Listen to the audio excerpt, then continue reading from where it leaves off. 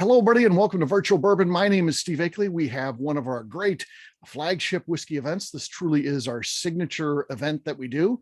We started doing these over a year ago now. This is actually number 19, and we have a great lineup tonight. I'd like to introduce all of our presenters today before we get started, and then ultimately we will, of course, interview them individually, and we'll go through and taste their whiskeys individually as well. This is a big group, so as always, when we get a big group like this, we got 2 pages of people on here.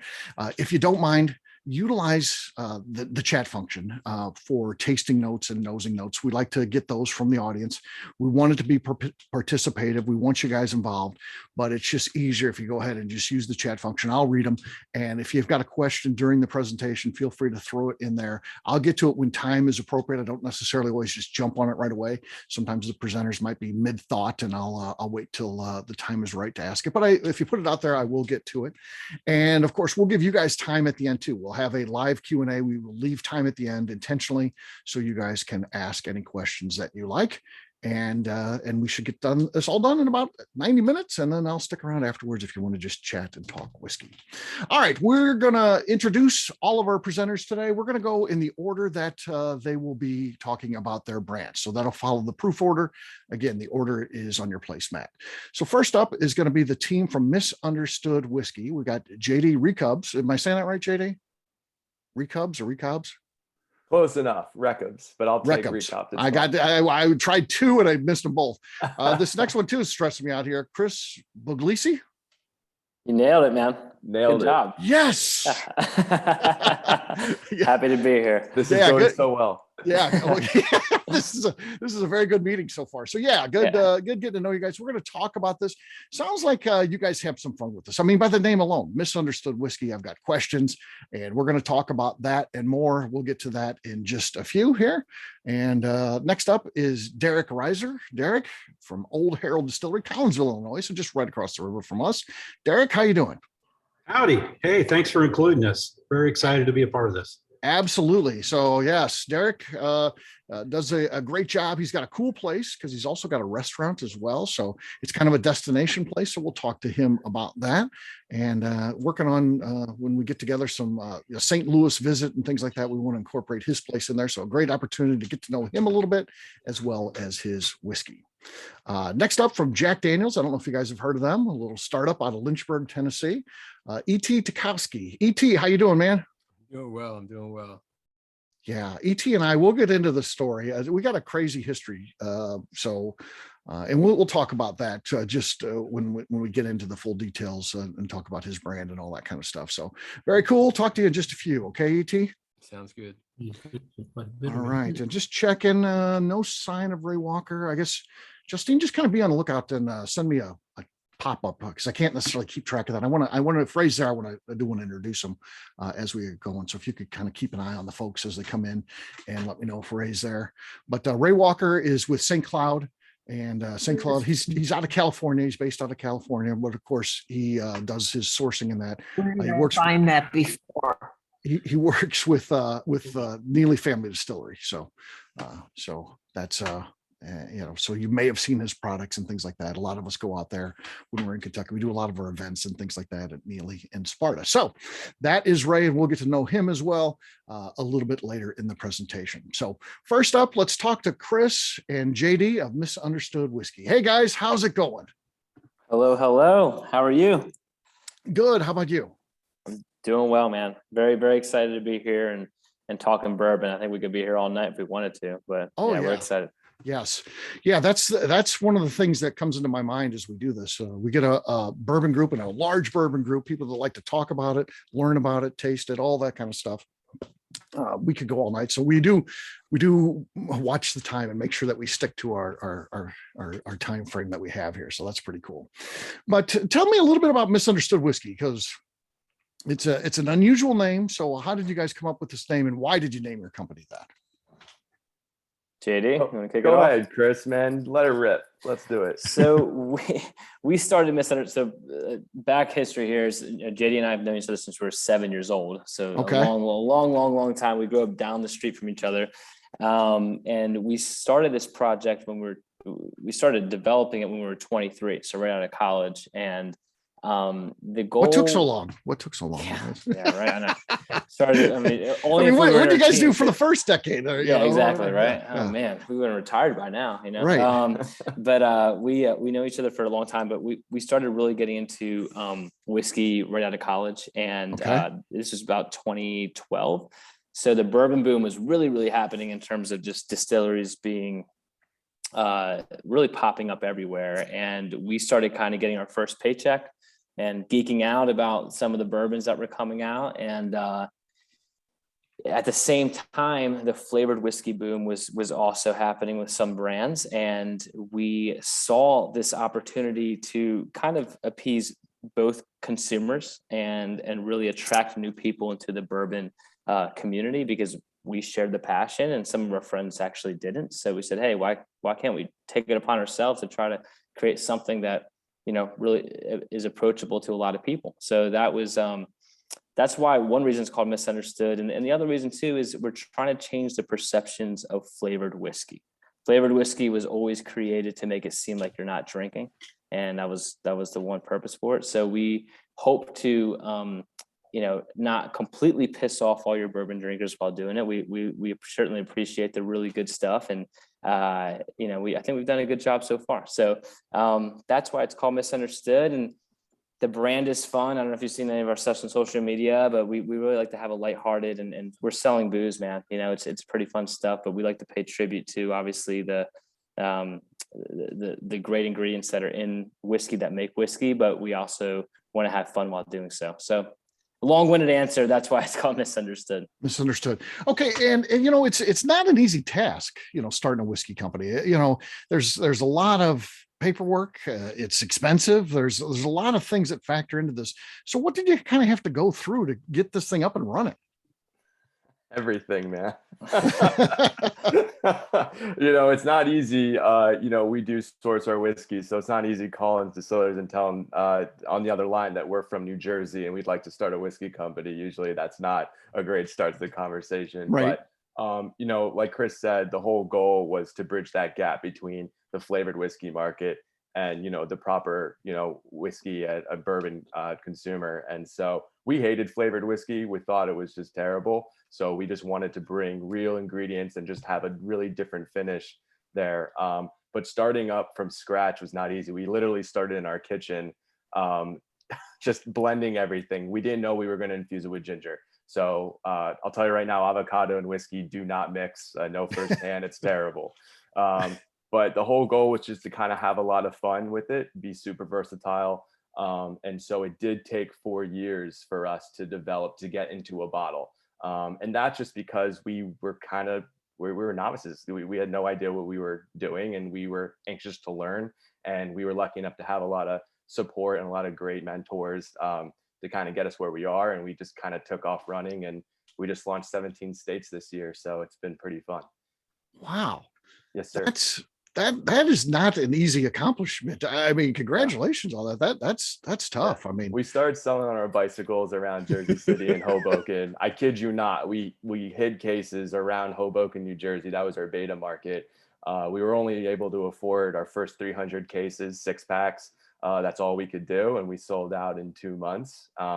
So that was very humbling, but also we pissed off a lot of bars as well, because everybody had us on the menu and we didn't have any juice. So we knew we had something kind of special and kind of created our own niche. And yeah, we're kind of staying in our lane and having a lot of fun while doing it. So yeah.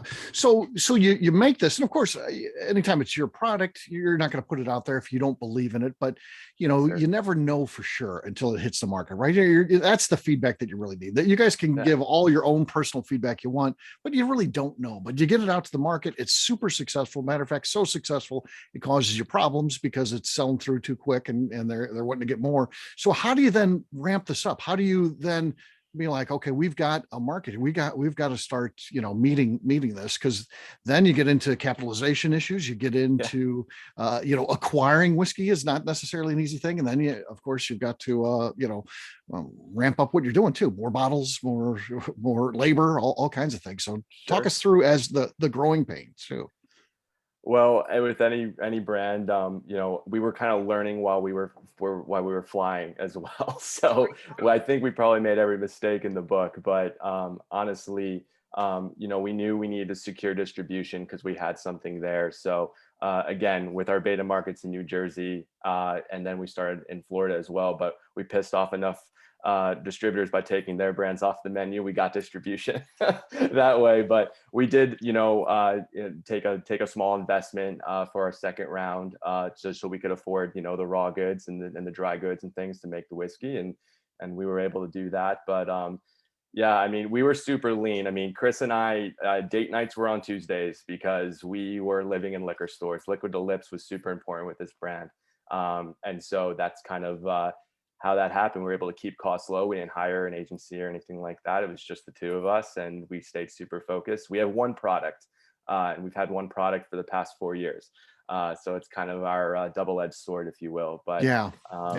Yeah, I think the thing with this was the versatility of it. And so we didn't know that the bars were going and restaurants were going to be so excited about this. I mean, even, you know, you call them the mustache bartenders, if you will, like they were really appreciating that, you know, they didn't have to make ginger syrups anymore. You know, we kind of had this awesome product that they could do a lot of things with. So with that, I kind of do more of the marketing side. Chris makes sure that we stay afloat, and was actually smart enough to be able to do a blanket over our glass and some of our dry goods and things like that, especially this year. Well, a lot of things are still stuck in the Atlantic Ocean. So that was, you know, having a great business partner like that is a big deal. So we could keep selling and keep moving. So. Yeah. And I think you'll find this group to be open to the idea of flavored whiskey, particularly when you're talking about how you guys have said you're doing this. And, you know, I didn't cheat. I haven't tried this yet or anything like that. I like to try it live with the group, but yeah, when it's natural ingredients, when it is not the, you know, those fake flavors you get from a lab, that gets to be a problem. You know, but I, you know, on the nose, it certainly smells great and is very unique. But is this going to be it then? Is it always going to be one? Or are you guys continuing to experiment and try some things where eventually you may have more flavors out there too? Yeah, I mean, we are definitely already starting to experiment with what's next. I think for us, we realized we kind of took a bit of the, for lack of a better term, the Tito approach, where you just kind of had one thing, and we wanted to kind of expand rather quickly, but kind of stay in our lane, if you will. So, you know, another thing about Misunderstood was our point was to bring new whiskey drinkers to the category. There's so many amazing whiskeys out there. Whereas a lot of those guys are here right now. And so our job was just kind of rope those folks in and bring them to the category. So, and that needed to have real ingredients, for sure. And real ginger, not, again, like you said, we didn't want it to taste like ginger ale or anything like that. So that was a big deal for us. But to answer your question, yes, you know, Misunderstood was always supposed to be an umbrella brand and just kind of be an experimental whiskey company and have a lot of fun while doing it. So we chose to be very focused over the past few years, but you know, our goal is certainly to release and continue to release really interesting and kind of fun things. And so that's what we're all about, and kind of push the limit on whiskey. And yeah, so who knows what will be next, but we have a couple ideas. Okay. What was your thought process when you were formulating this? Were you thinking we need to make a great whiskey that'll be excellent for cocktails?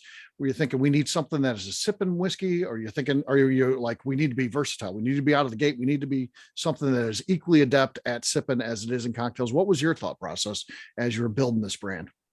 We wanted our moms to like it first and foremost, and then we'll take it from there. But that's an easy one though, right? Yeah, yeah. It wasn't that. It wasn't easy. It wasn't that easy. Really? Okay. It was not easy. Harsh critics, man, and probably I mean, JD's mom was our sounding board when we would make recipes in our kitchen. Like she tried, you know, recipe 1 through recipe 50, you know, and part of the formulation and where we're at is because of them, you know, and that was a part. Is like, I think we started it with the end consumer in mind, and the versatility came along once we started understanding what the bartenders were doing with it, and they had a ball. And we actually think of it as a tool for bartenders. We always say that because you can really run the gamut in terms of the types of drinks, but that came with time. certainly. Right. Just JD and I really, like, we didn't have any experience going into this, so we didn't launch this brand with 250 recipes in mind. We launched this with a couple, and then we learned and we built some great relationships with people over the years that have helped us understand how to use the product even better. Great. Well, let's give this thing a try. Let's what should we expect here as we start nosing this? Should definitely be getting some vanilla notes for sure. We have a very high corn mash bill, so you're going to get a lot of vanilla notes, some caramel notes, maybe hopefully some ginger and some baking spices in there as well. Chris pointed out something really cool, and then when we started telling people this, people started picking it up. It's a mandarin orange was one of them. So I don't know if anyone's going to get that, but it's a little bit of citrus notes in there too, which I thought was very interesting. And someone has said minty nose, and that's from the white butterfly ginger that's in there. It's a baby ginger, which is a little more fragrant and floral. So you'll get that minty nose from that, which is kind of cool. Okay. Yeah. That's good. Chai tea, spice cake. Yeah. I'm getting that kind of stuff too. Definitely rich on the nose. A lot of flavors. Really good, really solid. So I'm looking forward to trying this first one tonight. Let's do this. Cheers, gang. Cheers, guys. Good to be here. Thank you so much Cheers. for having Thanks us. for having us. This will probably be the most different thing you have all night, so it'll definitely be a good start. Yeah, that's really good. That is really nice. Oh, cool. Thank you. That's a sipper, which is the greatest compliment you can get. That's what you want as you're a whiskey person. You want the ability to sip it, but yeah, it feels like it could hold up in a cocktail. That's always important too when you're talking about a good whiskey. You don't want it to get lost in there. Yeah, this is great. Yeah, ginger bomb, says Scott. Ginger straight out of the sushi bar. It slowly opens up to like holiday cookies. I like that. Yeah, ginger snap. If you throw some ice on this as well, or a couple dashes of water, obviously with any spirit, it's going to open up a little bit. As Chris was saying, we do use 2 types of ginger in our whiskey. And that white butterfly ginger, those floral notes, some of those that they really come out there as dilution happens. So one of my favorite ways to drink this is a little bit on the rocks, and I put a fresh lemon peel on the rim. It's really great. So it's a lot of fun for sure. And this is 80 proof. I'll tell you what, it has a nice finish to it. I would not think that's 80 proof. That's really nice. Yeah. It's a little misunderstood. It's misunderstood. Yeah. Bill Lewis is one of our toughest judges that we ever have. Well, let's bring him in live. Bill, I'm going to ask you to unmute here. And what are your thoughts on this one? It's okay. That's good. That's actually really good. That's a good rating from the best you could get is I like it. Then it's okay. So and then it goes down from there. So that's really good. So congratulations on that. I could see where you could use this to mix with stuff. Okay. All right. Feel free to put that on your website, guys. That's Bill, your picture's going on. It's going to say it's okay, and then with ginger hashtag. Yeah. That's what's I'm happening. not trying to be disrespectful or anything. No, sir. We appreciate it. Thank you. There you go. Well, guys, really good stuff. I like what you've got here, and you got some good comments here. Adina, who makes a lot of cocktails and stuff like that, she's already working on something. She's thinking about it already. Ginger honey, syrupy mouthfeel, amazing in a mule. Well, thank you, Adina. Bruce is going to get it to his wife, who is the mule master, apparently. She makes a lot of different mules. If you throw some soda water and lime in it, it's just like a light, refreshing ginger ale. That's something that's a go-to all the time if you don't want to add soda to it or something like that. But we make ginger coladas all the time, man. The ginger peach teas are fantastic on the porch. So we certainly have a lot of fun with it. Okay. Real quick question. They're asking what states, and it's 19, so it's a lot. I assume it's on your website or. Yeah, it is. Is it kind of concentrated to like the Northeast, or is it kind of all over just, in general? It's all over. So we ship online to 45 states, and we have distribution in 17 this year. So it's if you go to like a locator, which is on our store, and you type, which is store locator, which is on our website, and you type in a zip code, it will show you which stores are near you. So Fair enough. Fair enough. And then Mr. Bill's picture will be right on there Yeah. as well. Yeah. He Right is when you a legend within our group. So yeah, Yeah. you got his second highest rating you can give. So that's not bad. So thank you guys. Please stick around and we'll have an open Q&A where our folks can ask anything. Okay. Thank you all. Of course, Thanks for thank the you. time. Hope you enjoyed. Cheers. Yeah. All right. Before we introduce the next presenter, I do want to just say hello to Ray Walker. Ray, how you doing? He's going to be our presenter. He'll be talking last today because he has the highest proof offering, and he might have stepped away. I saw he was on here before, but he's not. Doesn't look like he's in front of his camera now. So we'll get to Ray later. I just wanted to say hello there.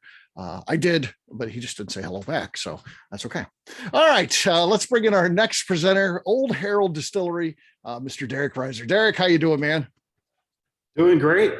Hey, and just so you know, I'm a little higher proof than the JD. So I don't know if you want to still stick with the low proof to the high proof. Oh no, yeah, I read that wrong. Sorry. Yes, it is supposed to be ET next. I apologize. So yes, sorry, ET, you are next. So I got thrown off my game there. So ET, how you doing, man? I'm good, brother. I'm good. That's good. So yeah, I teased the fact that you and I had a little bit of a history. We talked about it. You and I did another event. You were recommended by me. That's back when you lived in California. Yeah. And I didn't know this at the time. And, I didn't recognize your name or anything like that. And a mutual friend that we have said, you should get ET on there. We were doing like a dusty tasting of old Jack Daniels. And I asked you, you said yes. And I was researching you a little bit. And I realized you had started this company called Dirty Sue, which is like olive used for making dirty martinis. Yeah. And I had talked to you like a decade before or something like that for this little column I used to write for my fantasy football league. I had like a little blog and I did like liquor reviews and liquor company, all that kind of stuff. So that was kind of weird, wasn't it? Yeah, no, that was crazy. That was stuff like that randomly comes up. I don't know if you know Dan Dunn. Yeah. The bar I used to run in LA when I was just starting Dirty Sue, he came in, I didn't know who he was, and he just wrote his first book and he's hammered with his friends. And I realized the book was about spirits. I'm like, dude, you should write something about my company. He's like, what's your company? And I tell him, I already did. And he was like the first guy that ever wrote. I just didn't remember his name, but he already had written about it. So yeah. It has happened to me a couple times now too. So one of the first things I did was the first book that I wrote. I talked to somebody that worked at Down One Bourbon Bar, Beth Burrows, and then I didn't realize she works for Jim Beam. Then she and I did some presentations together. And I was looking at my book. I pulled it open and was checking out. I was like, wait a minute, Beth Burrows. I was like, Beth, did you used to work at Down One Bourbon Bar? She's like, yeah. I'm like, we worked together like 10 years ago. So yeah, these things do happen from time to time. It's actually a very small world, right? The spirits industry. So we think it's huge, but in reality, it's pretty small. So that's how those things can happen. So ET, tell us a little bit about Jack Daniels. How did you end up working for the company? Same bar that I met Dan at. I was always a big Jack fan. I mean, I would say it was my parents. My mom bred me on rock and roll, and my dad was all Sinatra all the time, and both those worlds kind of meet at Jack Daniels. So let's just say when I was 21, maybe I saw a picture of Jimmy Page chugging a bottle of Jack Daniels and thought it was cool. And as you get older, you develop your own taste and your own likes, and I still kept going back to Jack. So the bar I was running in LA, all the local team knew what a big fan I was. We had a lot of Jack drinks on the menu. And one day she came in and said, hey, we're doing a single barrel dinner and we're looking for someone to host it. Do you want to host it? I was like, sure. No training, no nothing. And I went and did the dinner and her boss was there. She goes, wow, that was great. Can you come do another event? And this was very small. This was like this kind of like, under 50 people, intimate. And I'm like, what's the other event? She goes, kind of similar. Might be a few more people. It was a ballroom at the Queen Mary. And it was like 150 people all dressed up, and I was the only speaker, and I had zero training, and somehow got through it. And then they're like, oh, can you do cocktails for us? And then I just started consulting for Jack. Then they created a position, kind of West Coast ambassador. And then people on the East Coast were like, oh, can he come out and do this? And then it just grew into this role as the U.S. ambassador. Okay. So that's your official, are you one of one that does what you do at this point? And is that why you moved to Atlanta? Well, so when I started, I was one of one, period. And then as my position became the U.S. ambassador, we started hiring regional ambassadors. So we have Gotcha. Chicago, New York, LA, San Fran, Texas, that kind of thing. And I actually moved to Atlanta for my wife for her career. I just need an airport and a computer, so it didn't really matter. But I can drive to Jack now, so that kind of helps. And Yeah, that's not a bad thing. So Yeah. yeah. I'm from Philly, so it's only an hour and a half flight instead of 5 hours, so that helps too. That helps. And yeah, of course, Atlanta has the huge airport, so you can get anywhere from there Yes. too. So that makes it simple. And yeah, I think all around a good thing. And you're close to, you can go. I assume you're also, bourbon trail type of guy. I mean, you like the other companies too, I would guess. Yeah, See what they're doing. Look, there's a lot of great whiskey out there, so whenever I get the opportunity to hit up other distilleries and check out what's going on and put some good whiskey in the body, I'll do it. Mm-hmm. I say, there's a lot of there's a lot of whiskey on the shelf, and I want to try it all, but I end up always going back home to Jack. So It's like a very healthy, open relationship. I can try what's out there, but I still go home to my Jack. Yeah.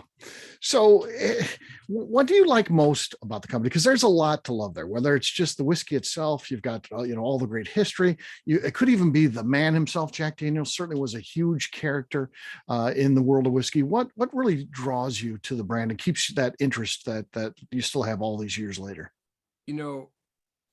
Originally it was the pop culture, side of it. That's what drew me to the brand. And then it was the whiskey in the bottle. And now it's all of it. It's the Jack stuff. It's the Sinatra stuff. It's the rock and roll. It's this, that, and the other thing. And I gotta be, coming from the bar world, when the whole, I think JD brought it up, the whole twisty mustache, craze came into effect, a lot of bartenders poo-poo Jack because they thought, why am I looking at this brand that makes millions of cases? It's not craft. It's not this. It's not that. And I knew different because I'd been to Jack and I'd asked the questions and I've seen what we do. And I remember the first training I ever did was for a fancy cocktail bar in LA. And the owner's a friend of mine. He's like, look, my staff doesn't want to help you out. They don't want to carry big brands. Can you come in and do a training? I said, sure. And right when I walked in the room and I got introduced, the room changed. They went from like having a good time, chatting each other up to, I don't want to hear from this guy. And I said, look, ask me any question you want. There's nothing off the table. You can't offend me. And some like 26-year-old raises his hand. I'm like, yeah. And he's like, how much sugar and caramel color do you put in Jack Daniels? I'm like, none. He goes, that's bullshit. I'm like, I go, if you know anything about whiskey, Right. in order to be Tennessee whiskey, you have to start as a straight bourbon. And by law, you can't. And I said, I am so confident that I'm not lying to you, that if I ever found out I was lying or you find out I was lying, I'll come back to your bar. I'll call Brown Foreman. I'll quit a job I love. And then I'll streak and run down Melrose. And that's how much I know that we only use the best things. And then they loosened up. Now, I'll tell you what's funny. So 3 months later, our Vegas rep asked me if I would come. The Harris bartenders were going to be go through a training to get certified for USBG. And they said, would you come out and do the American whiskey training? I was like, sure.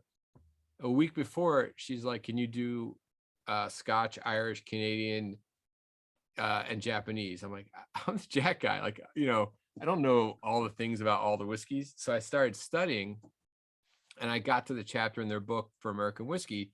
I was about to skip it. And I'm like, well, I'm sure I don't know everything there is to know. So I'm reading it and it says, by law, American whiskey can add 2% caramel color and sugar without putting on the label. I was like, oh my God, say this is so, right? So I called our distiller. I'm like, dude, I told him he's like, all right, calm down. He's like, American whiskey is a big umbrella. Bourbon and Tennessee are small little sections and you can't add shit. I'm like, oh, thank God. But getting ready to streak for a second there. Yeah. I know. I was like doing push-ups. Like, I'm not ready for this.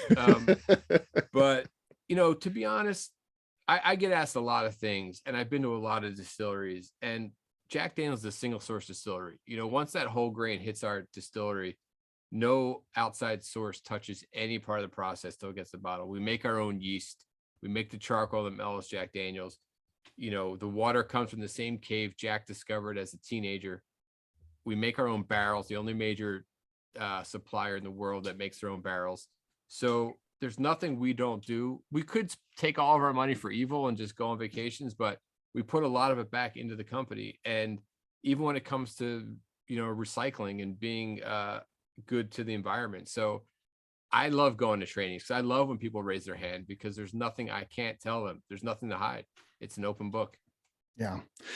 E.T., going back to, I think probably as 18 years old, I always wanted to be a creative person. I want to be a writer. And one of the initial projects I've gotten, I've always continued to think about, never done it. I'll never actually do it. It's just such a overwhelming undertaking. But I always wanted to write a book called The 100 Most Interesting People That Have Ever Lived. And, you know, I have the list and I've changed it, and it evolves sometimes. But Jack Daniels, the guy, is on that list. Is there a story that you have that maybe isn't widespread that you could share about that guy? Because he's just such an interesting character. Yeah, I mean, one thing people don't know about Jack is what a generous man he was. Mm-hmm. And he, you know, he obviously didn't see the success in his brand that we're seeing today. With, right. You know, being in 170 countries. It was locally a Southern whiskey when he was alive, but he was very successful, especially for a guy living in a town of 300. So he was the man. And from his employees, black, white, indifferent, he treated everyone the same. If you were the top guy at my distillery, you got paid the most, you know, and that's how he did it. And even above and beyond how he treated people that he worked with was regular folk that lived in town. If you were a farmer and there was a bad crop season on your corn and you were going to lose your farm to your bank, you went to Uncle Jack and he wrote you a check knowing full well you're not going to repay him. Like, you're never Right. going to have enough money to repay him. If your mom died and you couldn't pay for your funeral, Jack paid for the funeral. He would have parties for the whole town, for the whole county. And he took care of people. You know, he was a real character. When you see him in a picture with that long coat, duster, and the bowler yeah, tie, yeah, right, yeah. and the hat, he used to wear normal distiller's clothes, right, denim. And one day he got on his horse and he said, "I'll be back." And he drove. You know, I don't know if he went to Tullahoma or Nashville, but he came back a couple of days later in that outfit. No one asked any questions. And that's just the look he put on. And, you know, he did everything weird. I mean, he was never married. So, you know, he was a bachelor for life. He had a ballroom in his house where he threw parties. He had a baby grand piano. He'd hire a local girl to come play piano for his parties. He loved music. So he owned 2 bars in town, the White Rabbit Saloon and the Red Dog Saloon. And to entertain people, to bring them during events or parties or political rallies, there was a band called the Silver Coronet Band, and they didn't have enough money for instruments. So Jack went in the Sears and Roebuck catalog, spent like $250 back in the 1800s, and sponsored them and gave them new instruments. So they would come play, people would dig it, and then they got thirsty and they're like, "Oh, maybe check out one of my bars and drink some of the local product."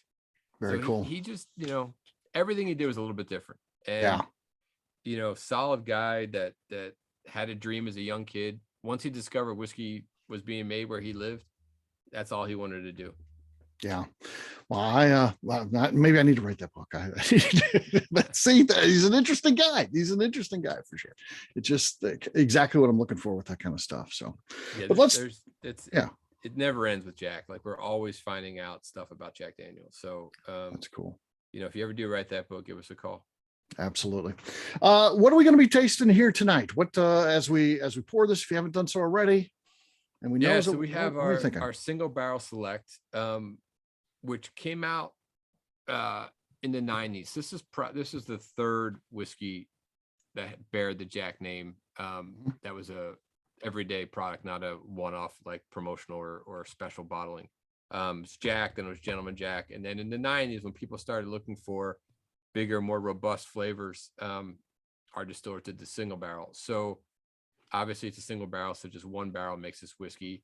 They're all aged on the top floors of our barrel houses. So, you know, if it's 90 degrees in the summer on the first floor, it's maybe 115, 120 on the top floor. So these are getting a lot more heat, getting a lot more play with the oak. On average, these probably are aged about a season or two longer than old number 7. Okay. And it comes in at 94 proof. So, when you talk to Chris Fletcher, our master distiller, when we ask him, what are you looking for in a single barrel? He just says more of whatever it is. So if it's a high vanilla barrel, they want that. If it's a high oak barrel, they want that. They just don't want it to be, they don't want a whiskey where nothing is being pronounced. They really want it to appease some type of flavor profile. So like, I don't know I didn't open your whiskey before I sent it out. So I can only tell you what mine tastes like. So I'm interested to hear what everyone gets from theirs. Yeah. You're going to get the traditional flavors you're going to get in a bourbon or Tennessee. And then because of the Jack yeast strain, you'll get some of those different notes, which I won't lead the witness. Banana. Yeah. The banana bread. Yeah, there you go. Yeah. Scott got it right off the bat. Always get that. Yeah. With Jack. Yeah. When you walk in our fermentation room, it just smells like you're in a banana bread factory.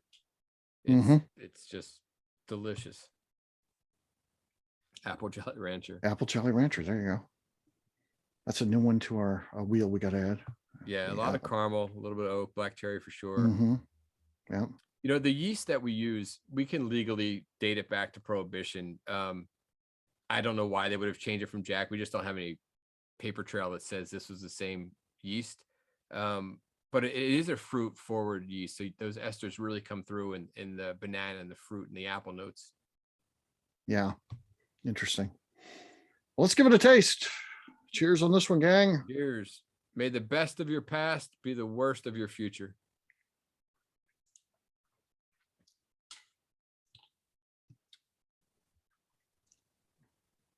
That's delightful, my friend. I mean, that's a nice finish. It's oaky, caramel, kind of like a caramel apple, really. It's very good stuff.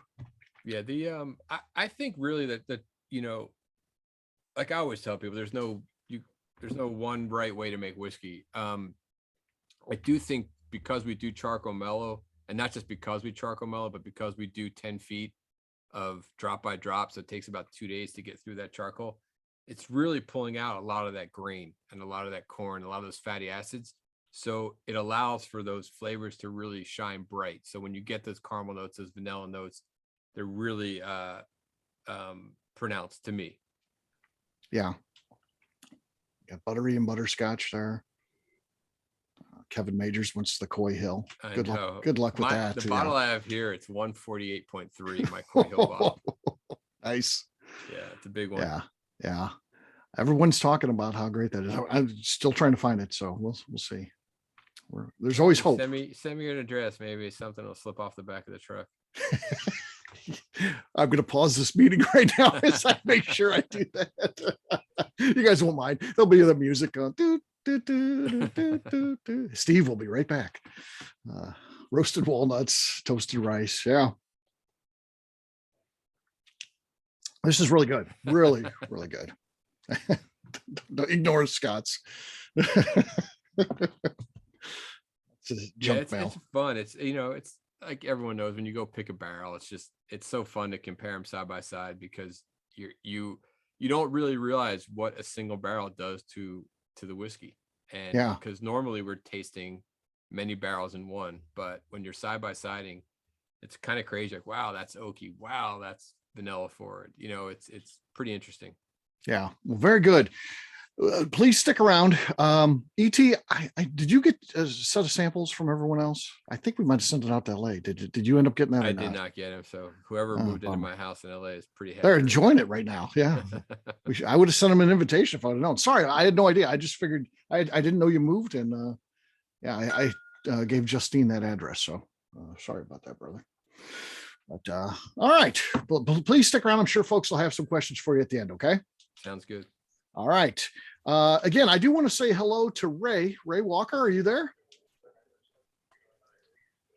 I'm here. Ray, just want to say hello right now. So we're going to talk about your whiskey in just a second. So okay. Hello to you, and looking forward to talking to you. Okay. Yeah, you as well. Sorry, I had connection issues earlier, but everything's great now. That's no problem. No problem. This didn't interrupt things at all. So you're good to go. Okay, all right. I'd like to bring back Mr. Derrick Riser of Old Herald Distillery. Derrick, how you doing, man? I am fantastic. How are you doing? Good, good. So looking forward to tasting what you got here. Should be fun.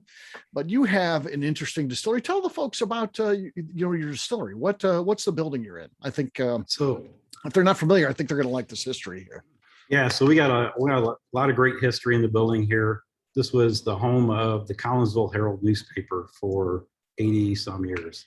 And kind of as the newspaper business declined and as the family aged and there weren't heirs ready to run a newspaper, then it kind of dwindled down, got sold a few times, and then this building ended up vacant. So it's got a rich history in our community, and it was fortunate for us. It was built for large printing presses and stuff. So we're in an old uptown area in Collinsville, Illinois, across the river from St. Louis.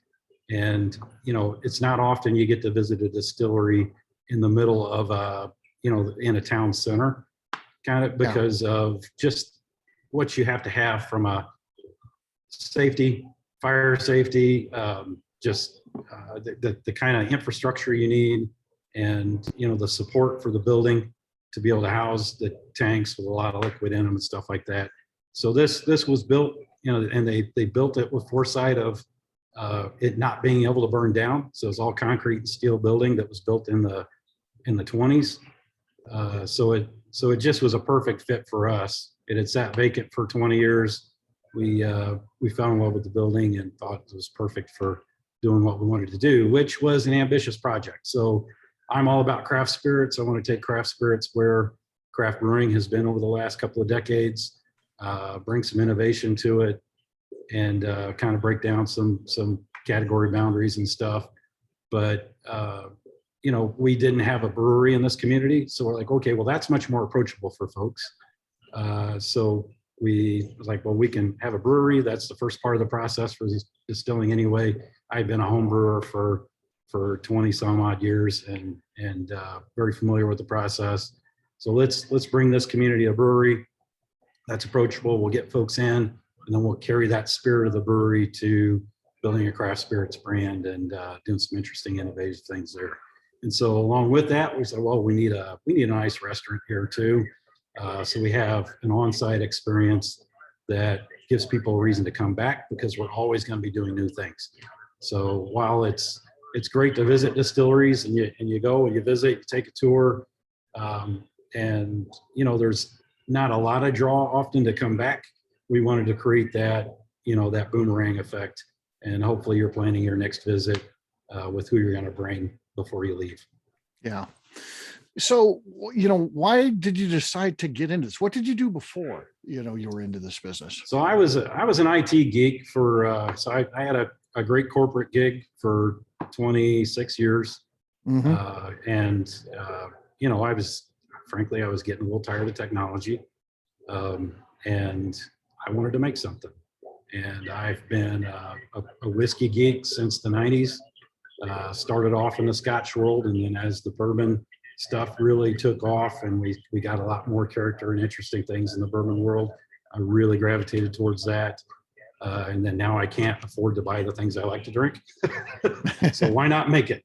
Right. And so as as availability and stuff became a problem, like, well, shoot, I can make this, right? So it's ambitious. And so whiskey is my first love, although we're doing some other very cool things here as well. But that kind of drew me to it. And then I also learned of a rich distilling history in our community. Collinsville, Illinois was started by the Collins family, who moved here in the early 1800s. And the first thing they did is they started a flour mill and a distillery, right? Or a mill and a distillery. And they were selling whiskey to westward expansion through St. Louis before Jack Daniel's started his distillery. And unfortunately, the family was from Connecticut, and their preacher back in Connecticut actually is the one that wrote the 7 Sermons of Temperance in 1819, mm-hmm. something like that. The family was caught up in that and felt like what they were doing was actually evil. And then by 1823, they actually destroyed their stills, turned their fermenters into cisterns, and sold them off to farmers, and got out of the whiskey business entirely. To the extent that within the family wrote into the first property deeds then in around 1837 that if you produced or sold ardent spirits, you would have to forfeit your land back to one of the original grantees. And as we learned that, then that's our brand name, Ardent Spirits. It's it's descriptive, so it's a difficult thing to trademark, but it's got such a rich history here in Collinsville, and we're all about the community here as well, and that's our story. Yeah. So, and obviously you're early on in your journey. The company's relatively young, but what do you want the company we just to be? We just had our 3-year anniversary. 3-year. Okay. And so, congrats on that. That's thanks. a big deal. And Yeah. Which it's a big deal, especially because it means now I have straight whiskeys Yep. here. So we're gonna start having some pretty cool releases over the next year or so. Now that I'm getting some mature product, but my goal is to push some boundaries. I'm not going to compete with the Jack Daniels of the world and the Heaven Hills and stuff. And I really love that juice that comes from those companies. Sure. I think it's Can't complain about fantastic. those, yeah. Huh. And so I'm not here to do that and take over the world from that aspect, but I want to bring, my technology background was all about innovation, and I want to bring innovation to the spirits world and do some interesting things, which is a challenge because the categories, the types, the classes are very rigid boundaries, and so I often find myself in this nebulous distilled specialty spirits category, even though I might have a base of a great whiskey, a great bourbon, those kinds of things. But as we push that, so I love doing barrel finishes. So what I want to build a reputation as creating very tasty beverages, smooth and sippable at room temperature, and something that's unique that you say, well, that's different, right? Yeah. And not everything I make is going to be for everyone, but I want it to be something that's like, okay, well, that's interesting to me. I'm going to keep an eye on, see what's coming next. You're different than most in that you have a great restaurant there is the long-term vision to be what you are today and service, kind of the greater St. Louis metropolitan area? Are you looking to expand to multiple states? Are you looking to, at some point, maybe down the road, we can find it in every state? How do you see this company going? Because there are several different avenues you can take here. Oh yeah. And it's, and I'm approaching this, I don't want to get, so I've bootstrapped this thing myself. Yeah. Which is awesome. Very commendable. Yeah. And so, because I don't want to answer to a lot of folks that are just looking for profit motives or just how do we get as many store shelves, just rush something out there, maybe even if it's not ready, those kinds of things. So I do want to crawl, walk, run into something that a lot of people across the country and hopefully even in the world hear about eventually. But I'm going to do that smart. I want to grow. I'm not going to try and grow too fast. And just kind of build on success as we go. I just got the ability to self-distribute in the state of Illinois in the last month. So, because it's tough to break into, as the other distillers here know, it's tough to break into the market with the way, the 3-tier system is, right? Because if you're small, you're not making enough juice to move enough money to be interesting to a distributor.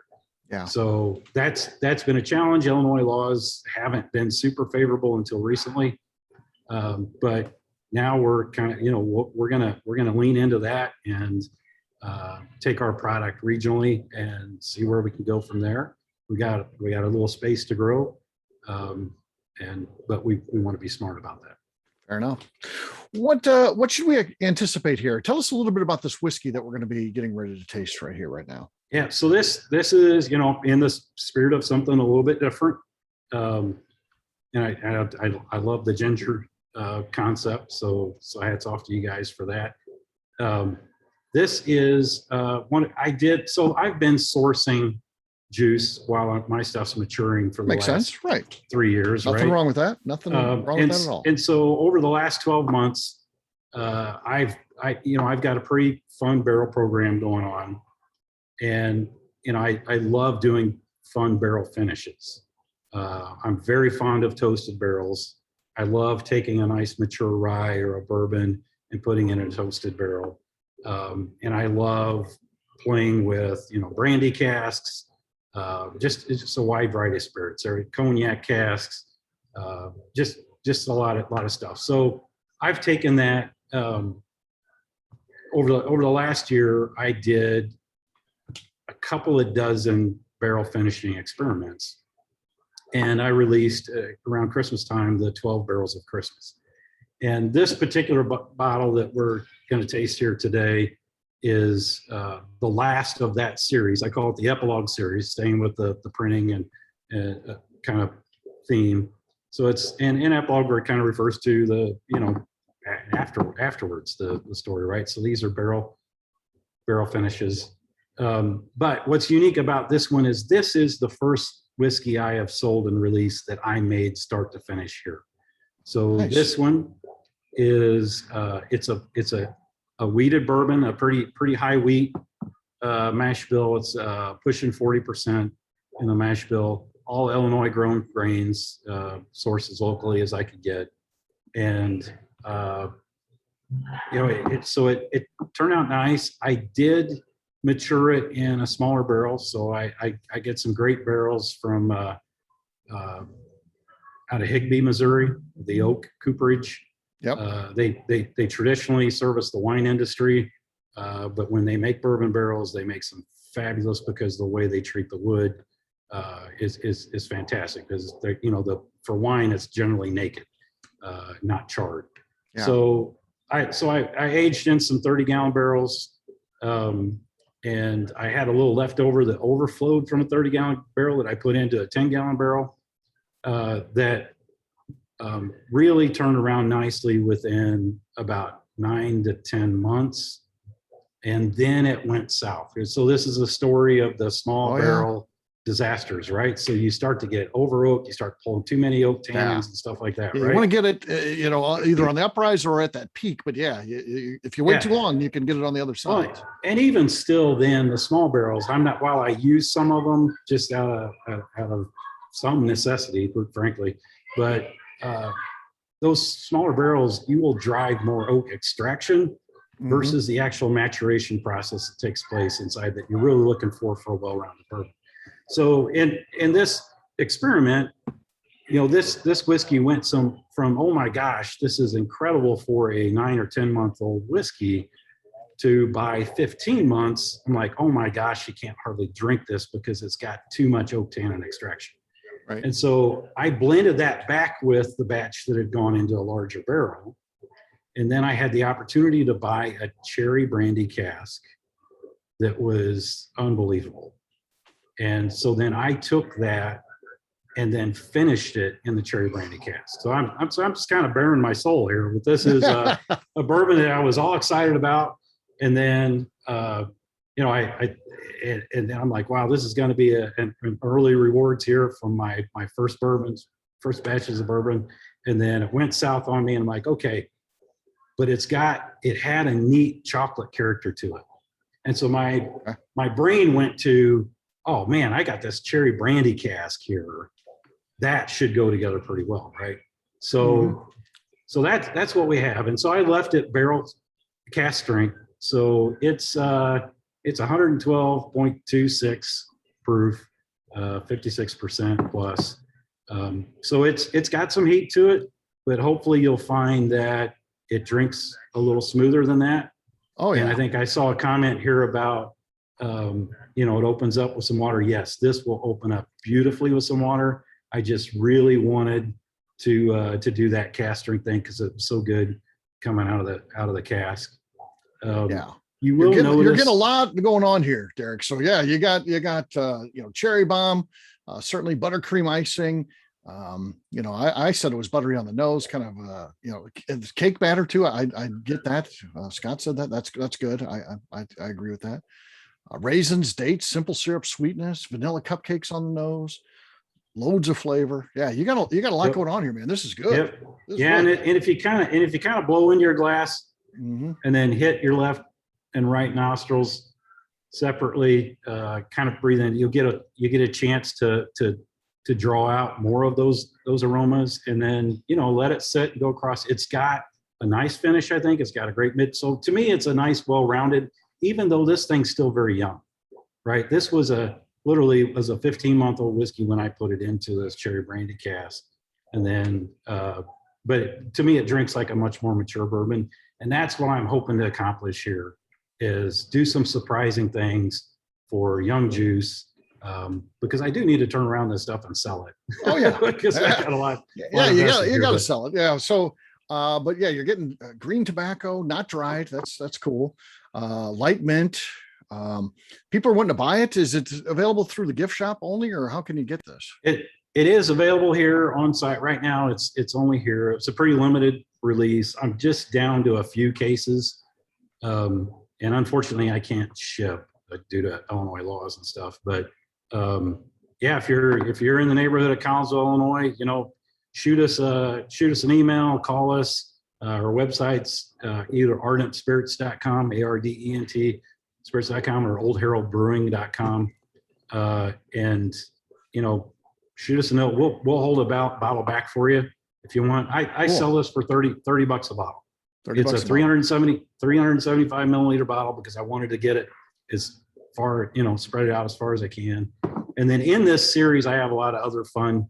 They're sourced juice, but I have some great MGP product that I've finished in everything from peach brandy casks to I have a Grand Marnier cask that I did with some orange peels, and I have a cherry brandy cask that's a source bourbon that if you mix those two together, it's like the best old fashioned you've ever had with no simple syrup ever touching it. It's incredible. So yeah.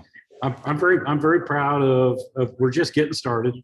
I'm proud of what we're doing, and I hope you guys enjoy this. Really good stuff. I think you got some great feedback there, and please stick around. We'll have the audience ask you some questions at the end, and sounds like a lot of them want to get a bottle. So we'll have to work on how we can do that for folks. So very cool. All right. Fantastic. Next up, I want to bring in Mr. Ray Walker from St. Cloud. Ray, how you doing, man? I'm doing great. Doing great. Just tell us a little bit about your background, because you had a lot of success in the wine industry. Right? You've moved into whiskey, but you come from a wine background, correct? That's correct. Well, I mean, it's wine was my second life that I had. Right. I was originally in real estate in finance. Okay. In California, and yeah, I left to go make wine when I was 26. Didn't you had your, I mean, I know you're humble, but you had like a big, wasn't there like something, somebody told me, it might've been Royce or something, told me that like some crop went bad or something like that, but you preserved something, or you did something really big in the world of wine. I know that. Tell what is that? Yeah, I'm not humble, so I'll tell you all about it. Yes. I heard it's a great story. Yeah. That, I mean, you really kind of, it was a big deal when no one else could get this stuff. You kind of helped out, really saved part of the industry. So tell us about it. I mean, it wasn't that what I did. Basically I was a négociant vinificateur over there. Mm-hmm. So great buyer that would make wine. Right. Yeah. So if you're negotiating, but the cool thing that I did was I'm a big history geek. And so what I did was I was making wine very similar to how they made in the 17 and 1800s. And so it's basically using no electricity at all until the time of bottling. And I was using like a 120-year-old wooden vertical press. And instead of a pump, I was moving the wine when it's time to go to bottle. I was moving it out of my 16th century cave upstairs using buckets. So there was a method, to the madness, and there was like a reasoning to it as well. I wanted to be as delicate as possible with the wine because there's natural preservatives that are in the wine when you're producing it, especially carbon dioxide. And so the more that you agitate that wine, it can bruise it on a molecular level. But also, more importantly, it gets rid of the CO2 that's held in suspension, right? So then you have people after the fact, if they use pumps and everything else like that, that drops the CO2 levels, they then go to try to replace it or correct it artificially prior to bottling. So it made more sense for me to just do things in a very simple way that I was excited about, and that got me a lot of attention. But I was also one of the, I guess I was the youngest winemaker that's been American that's gone to Europe and started a European winery. Only person of color, which I try not to talk too much about that. I'm mixed, so it can be the dialogue can get confusing with that. But I guess there was a lot of firsts. And so the vineyard that I got a hold of the grapes from was Chambertin, which is one of the most historically revered vineyards in the world. And so I was the first and only non-French person to make wine from that. Oh, wow. That's really well. Cool. Yeah. I got a lot of attention from like Anthony Bourdain. He was on, I was on his show. Then I wrote a book about it that was published by Penguin. It was a bestseller, and he wrote a blurb in it.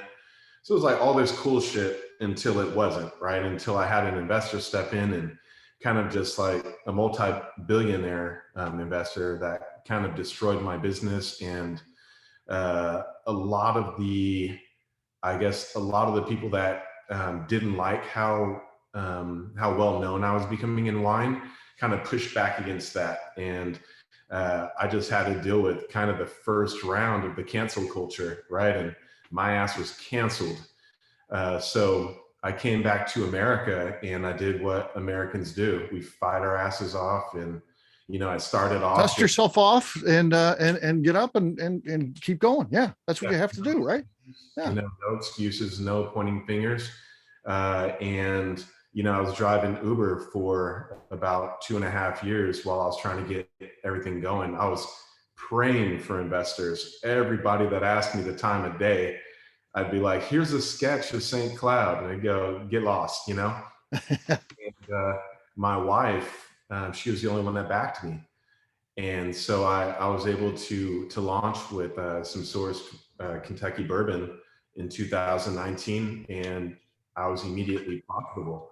Yeah, so the way it kind of went. Like, yeah, beautiful bottles. So cool stuff. How did you decide to make the switch then into whiskey? Did you just you wanted to kind of start over with this whole thing that happened, and then you just kind of start over and do something else, or how come you didn't decide I'll make wine here in America now or something? How did you decide to make the switch?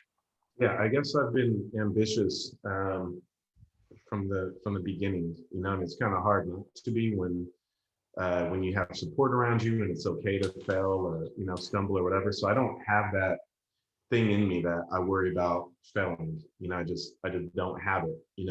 But I have a distinctive fear of not going after the things that excite me. That's what keeps me up at night. And so when I was in France, I was going to be making wine in Barolo, in Italy. And I was going to be doing like the 5.5, 6 hour commute going back and forth. And while I was putting everything together, I started to drink a lot more bourbon.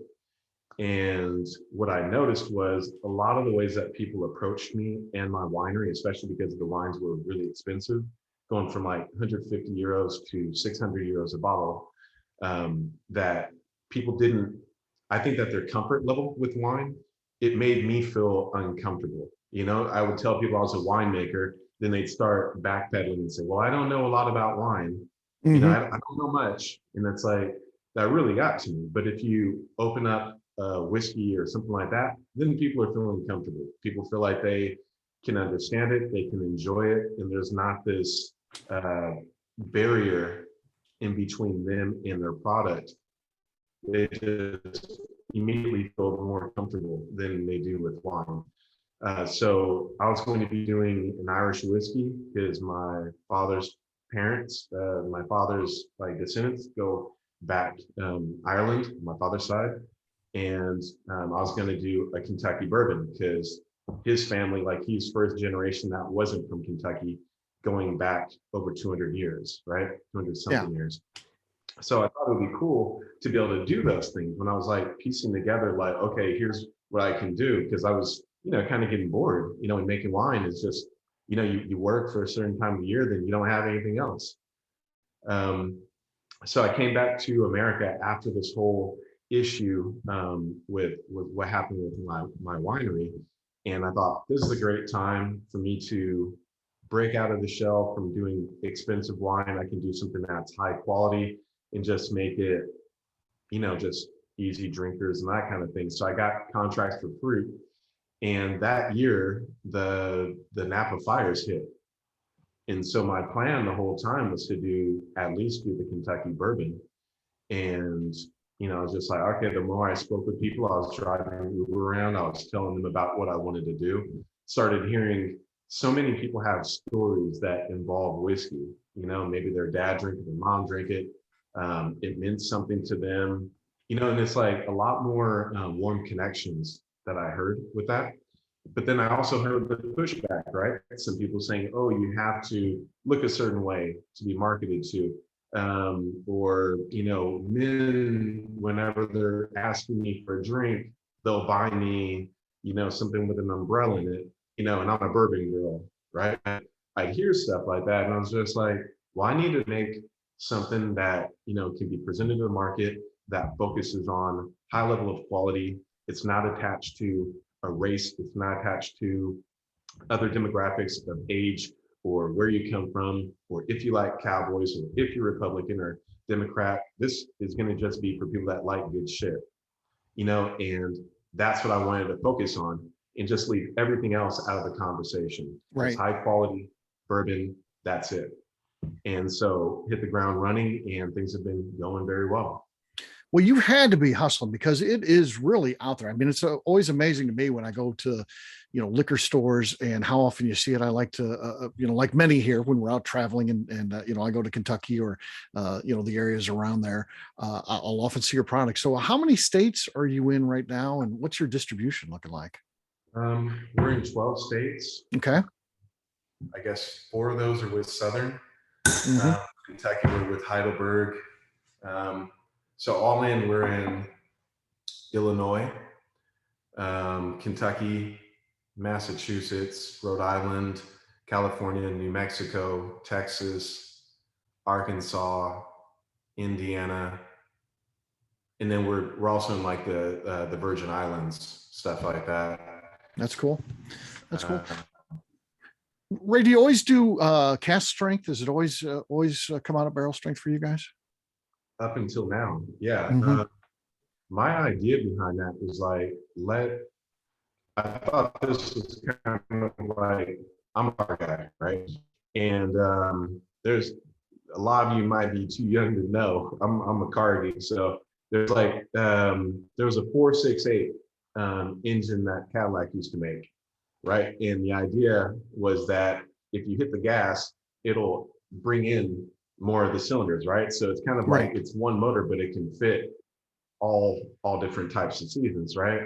And so I thought doing a foolproof bourbon, that would kind of be the bourbon for all seasons. If you want it with ice, sure. If you want to add water, whatever. But for those that just want to have it neat, they can have it and they get the barrel, straight from the barrel experience.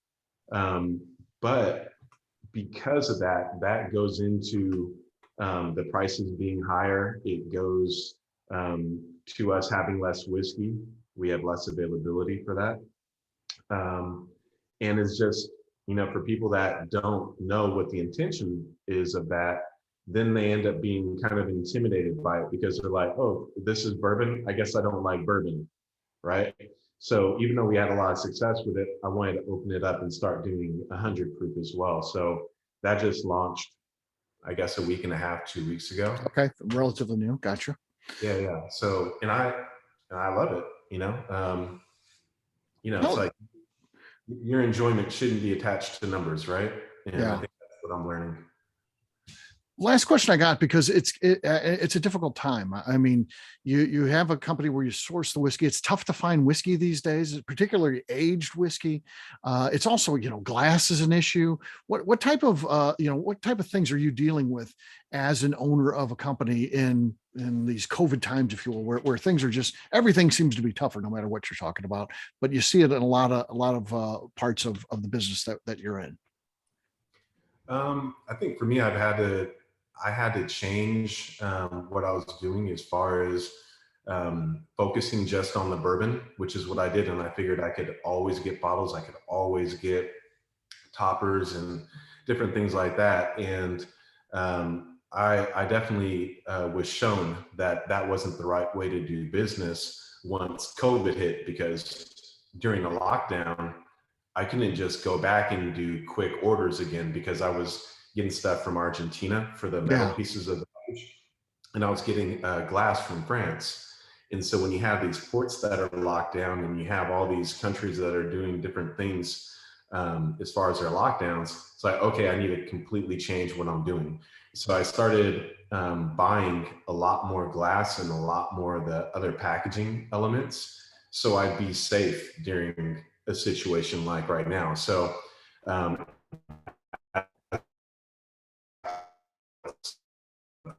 delivered over where, normally I would have gotten, say, 3 at a time. And so that's working well. And also I needed to shift away from doing only 7-year bourbon. And now we're doing like 4 and 5-year bourbon.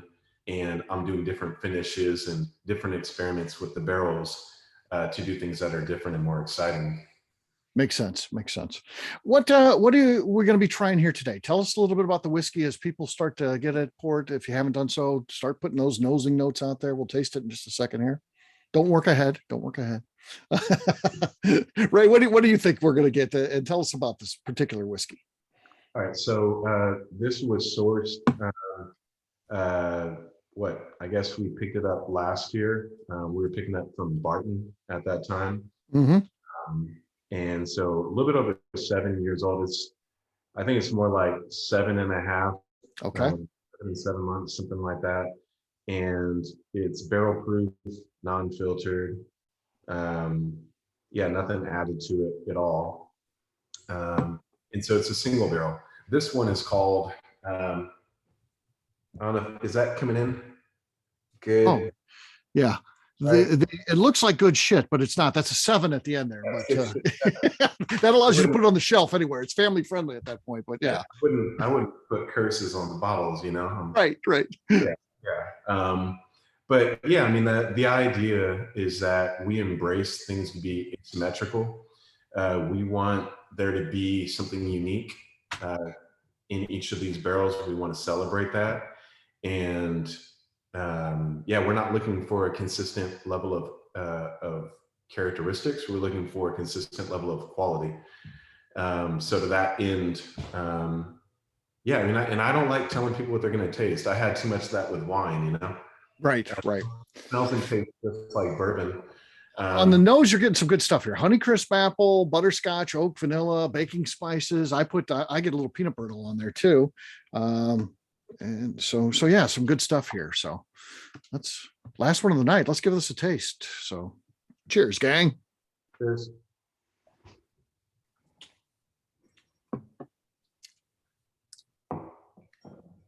Yeah, Ray, that is really good. Woo, it's sweet. It's got a little spice to it, a little bit of heat. It's not overwhelming. It just warms up nicely and sticks with you though. I took that drink and it's still kind of just there. So kind of warm in your mouth and then warm kind of going down to you. Excellent. Huge mouthfeel. I agree. Yeah. Really solid. Here's the bottle. This is a 7.5, but officially 7-year. Okay. Yeah. Glad you guys like it. I like it too. Yeah. Bottle is definitely very cool. Great spicy long finish. Absolutely.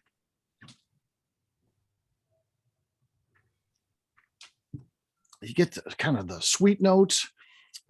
certainly up front, and then yields to a little bit spicy, like a spice cake, maybe a little cinnamon in there. It's very, very good, Ray. Definitely. Yeah, while warm, doesn't feel, what is this coming at? 120. 126.4. 120. It does not taste like 126.4. No. This could be one of those that we just sip and sip until we fall off the porch, is the famous, that's our standard.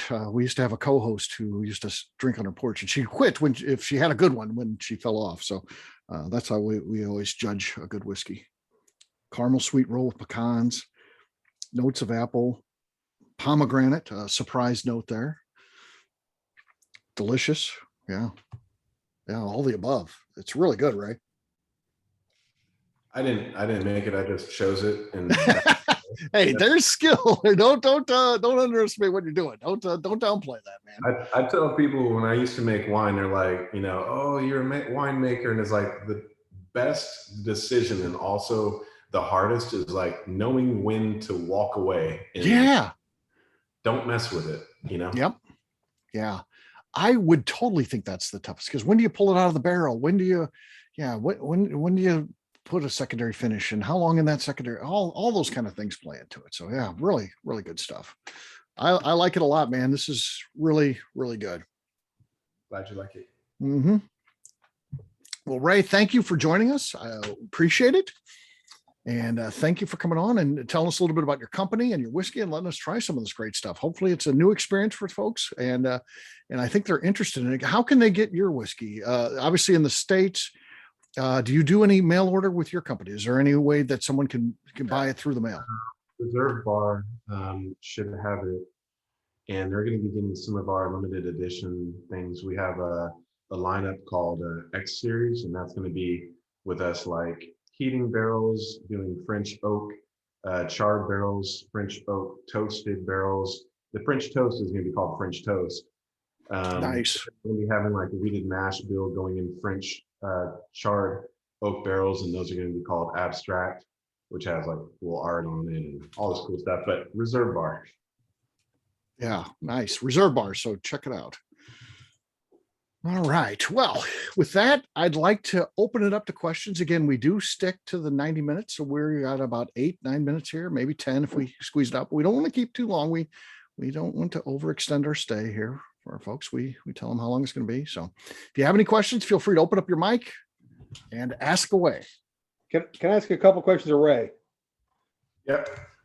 So I come from a wine background. I worked with Total Wine for several years, and I got lucky enough to train in Spain and France. And my two questions: one, is your wine available still anywhere? To be curious to taste what you've done from a historical perspective. And two, coming from or working in France, any interest in doing any type of brandy / cognac type of thing? Yeah. So number one, yeah, I mean, I think some of the stores might still, I mean, there are stores that still have it. And thankfully the prices haven't dropped. They've only gone up. So that's a testament to what's inside the glass. Yeah, and it's called Maison Ilan, ILAN. But yeah, I mean, like I said, I got dragged through the mud online with that, but there are people out there that still love the wine because it was one of the best out there for a long while. And then as far as doing things with cognac and all that, yeah, we have a Sauterne barrel that's coming out. Oh, nice. That we're doing a finish on, but it's going to be like really faint. I don't want anything too heavy. Yeah. I am still like a traditionalist with all this stuff. But that one's going to be called Noble Rot. That's under our X Series. And then we're trying to work out a name for that. But each X Series has like individual art on it. So I have to figure it out. It takes a while for me to be clever. So I have to a while, and then I'll come up with a cool name. But yeah, I mean, that's pretty much it. All right. What else do you guys want to know? I have a question about ET. So for the yeast, so if Jack Daniel's does their own yeast, but it shares some flavor characteristics with the other Brown-Forman yeast, like the Old Forester, and I think so. What is there a cross between those? I mean, do they go back to a similar lineage, or what's? No. Good question, Ed. Good question. Yeah. You know, we were making Jack Daniels before any of the Motlows knew any of the Browns. So the yeast strain for Jack is the yeast strain for Jack. The yeast strain for Woodford's Woodford. The only cross pollination is we do store some cryogenically frozen yeast at Woodford and Old Forester, and they do the same. God forbid one of our distilleries caught fire. We have a backup to start from again. So did Jack keep their yeast pre-prohibition till after prohibition? No, well, he said So, that maybe yeah. that, but they don't know. Yeah. Okay. Legally, we can say post-prohibition. Okay. We don't have any paperwork that says, "Hey, I'm still using Uncle Jack's yeast," but the distiller right after prohibition was Jess Motlow, who was Jack's nephew. So, and he worked with Jack. So I don't know why he would have changed anything, unless because we were closed for so long that affected something. But other than that, I don't see why they would have changed anything. Yeah. Because pretty much the rule of thumb for Jack's nephew Lem, who ran the distillery, was that's the way Jack did it. That's the way we're going to do it. So I'm, legally I can't say it, but I would say it. You'd bet on it if you. Yes, I'd bet on it. Would you be willing to streak if it found out it wasn't? That one, no. Because oh, you see, you're not that confident. I don't have enough facts. But, okay, fair enough. I'd go shirtless. Okay, they maybe they lost it when they're in St. Louis. They're in St. Louis, which is now the old Jack Daniel's distillery is now an IKEA store. So I was gonna say, Yeah. Steve, we should How set about up some wild yeast traps in IKEA. And we see if should. We should. I wonder what's going on there, but I know, we'll be right? like science. Leave us alone. Yeah, they it's went science. there. They also, I think, was it Arkansas? Alabama They or also- something. Yeah, What's I that? think- Alabama, yeah. Yeah, I think So- it was Alabama where Yeah, JD Lem was. tried a couple times, and couldn't get it right. It's funny. They're at the Jack Distillery. We have a Squire House where they have a lot of old artifacts that people just send in. There's a case of a whiskey, the Bell of Lincoln that we tried Yeah. on your other show. Yep. They have an original case from back in the day from St. Louis. It says St. Louis on the bottle. Really? And what's crazy is it doesn't say charcoal mellowed anywhere.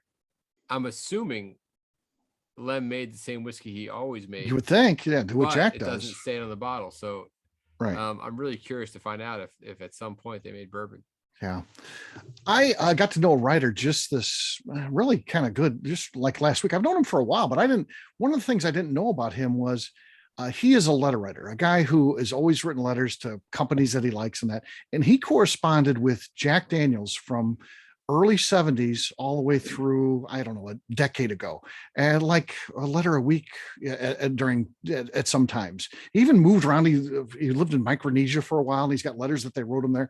But it's these crazy, goofy, funny letters, quirky stuff. Are they Squire letters?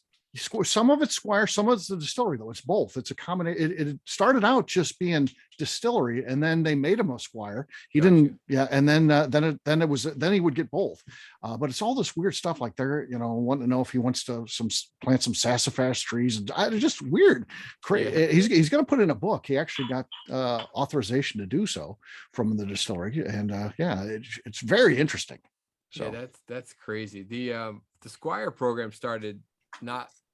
After Sinatra proclaimed his love for Jack Daniels, and there's a couple articles written about the distillery in the 50s, sales just kind of went straight up. And the four Motlow boys, Jack's great nephews, were worried that they couldn't keep up with production and with demand, and they thought they were going to run out of money. So they ended up selling to Brown-Forman.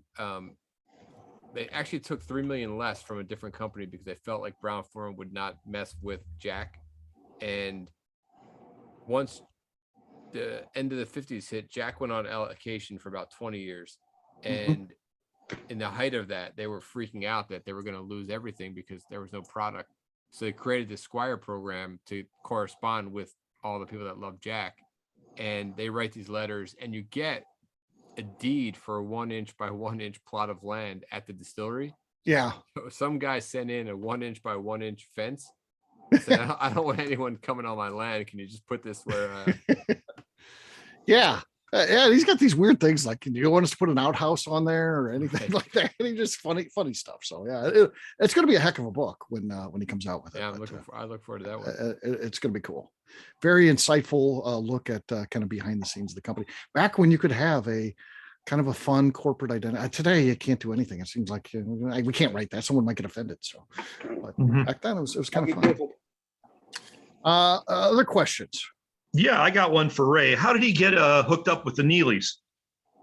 Oh, that's a great question. Yeah, so I was first having Kentucky Artisan Distillery do my bottling. Actually, shoot, I think my first one was Flavorman in Louisville was actually my first bottler. So I went over, over there, Kentucky Artisan. Yeah. Can you hear me? Okay. Yeah, we can hear you. Yeah. And so did a really good job. But during when COVID first started, Kentucky Artisan closed down that part of the operation, and they were just doing hand sanitizer and all that. And so I reached out to this other distillery, which I cannot say the name of because they were horrible. The worst working relationship I've ever had, unfathomable. And you won't tell anybody, just whisper it. No, don't do it. He's lying. I'll say you like this though. I was really close with the guys over at Bardstown Bourbon Company and a few of the other places where I would be sending them to pick up barrels, and I had like the brokers that I deal with are people that are very connected. Bardstown Bourbon Company, I'm not sure if everybody here knows, but they're super connected. Like a lot of people know people that work with them and for them. And so they just dealing with this other company that I was working with at the time. They're just like, if you, and I heard this on maybe 5 different occasions, they're like, if you are going to continue working with this baller, we're going to have to cut ties with you. And they're like, and this is something that we've never had to do, but we're not going to continue on with you further if we have to deal with them. And so I was forced to move from there because it was just a horrible relationship. And everybody kept on telling me, you need to check out Royce. You guys are so similar and all this, all this stuff. And so I reached out to Royce, and he's just kind of like a get lost kid kind of thing, like he was too busy and all that other stuff. And so I guess he had mentioned it to his wife, and his wife checked out the Rebecca checked out the Anthony Bourdain episode, and she was like, you guys are like so similar, you guys need to work together. And so me and Royce have been tight ever since that. And we piss each other off sometimes. Yeah, that happens though in business, right? Royce has all the respect in the world for you. Royce doesn't affect our people. I can tell you because I'm good friends with Royce. He likes you a lot. He respects your business and likes working with you. So yeah, it's a cool thing. I respect him. I like him personally. Love his mind. Rebecca's awesome as well. Yeah, I mean, anybody that goes to bat for me and helps me with my dream and my efforts and helps put food in my family's mouths, they're family for me, so I'd go to bat for Royce and his family any way I could, anytime. Very cool. Very cool. What else you guys want to know? Just a couple minutes left here. Maybe time enough for 2 more questions. No bear this time either, so someone's going to have to take the last question. I'll ask Ray one more thing.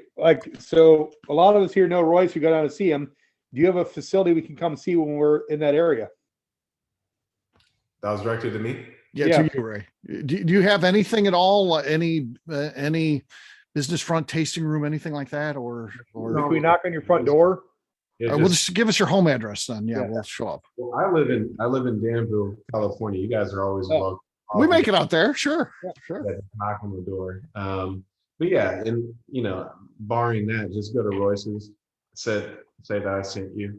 I would like to do to set up some kind of a tasting room, because it is a shame, this part of the business, where I sell a lot of it to one of these distributors, and then I kind of don't get to see people experience it. Right. Or, people don't get to ask me questions like, what the hell were you thinking? People, that's a business, right? Business and all that. It's like, it's about people, it's about experiences.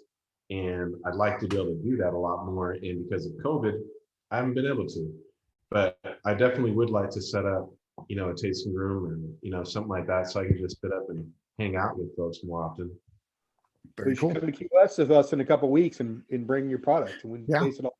Coming to Key West. We do a distiller summit once a year. It's coming up in about 2 weeks. So no place better to be than Key West in this time of year. So And Royce and Becca will be there. Royce and Becca will be there. COVID by then. I have it right now. So Do you? Oh, I that's didn't nice. know where to wear a mask.